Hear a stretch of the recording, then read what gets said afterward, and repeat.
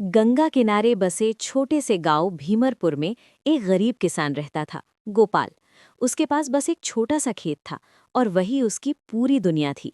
एक सुबह गोपाल अपने खेत में मिट्टी को हाथ से सहलाते हुए बोला, बस इस बार फसल अच्छी हो जाए भगवान, बच्चों का भविष्य बदल जाएगा। पास खड़ी उसकी पत्नी मीरा मुस्कुराते हुए बोली, तुमने जितनी मेहनत की है भगवान जरूर सुनेगा।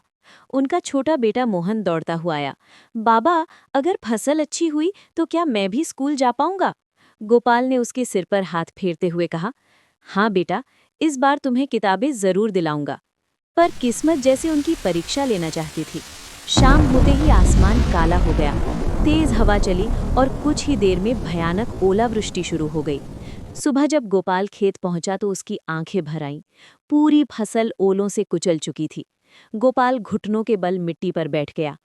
हे भगवान, ये कैसी परीक्षा है? कुछ दिनों बाद कर्ज देने वाला साहूकार लालाराम घर आ गया। कर्ज नहीं चुका सकते तो खेत मेरे नाम कर दो। गोपाल के पास कोई रास्ता नहीं था।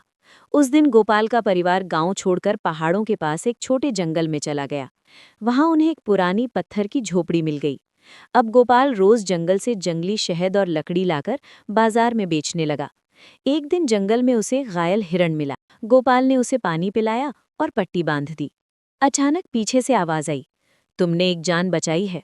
गोपाल ने पीछे मुड़कर देखा। एक सफेद दाढ़ी वाला वृद्ध खड़ा था। वो बोला, ये जंगल मेरा है और यहाँ हर इंसान नहीं आ सकता। गोपाल डर गया। मैं बस अपने बच्चों के लिए मेहनत करता हूँ।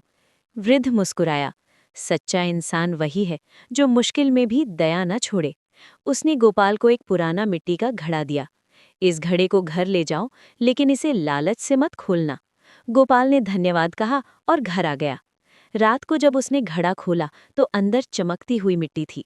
मीरा बोली, ये तो साधारण मिट्टी है। पर सुबह जब गोपाल ने उस मिट्टी को अपने पुराने खेत में डाला, कुछ ही दिनों में वहां अद्भुत फसल उगाई। गांव वाले हैरान रह गए। गोपाल ने उस फसल से खूब अनाज उगाया, लेकिन उसने खुद अमीर बनने के बजाय गांव के गरीब लोगों में बीज बांट दिए। एक दिन वही वृद्ध फिर आया, तुमने घड़े का सही उपयोग किया, इसलिए आज से तुम इस गांव के मुखिया बनोगे।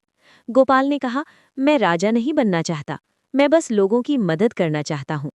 वृद्ध मुस्कुराया, सच्चा राजा वही होता है जो खुद को राजा नहीं समझता।